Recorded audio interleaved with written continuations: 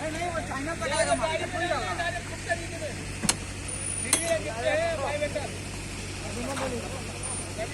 channel का level तो आने दो घर जाने दो चाइनल को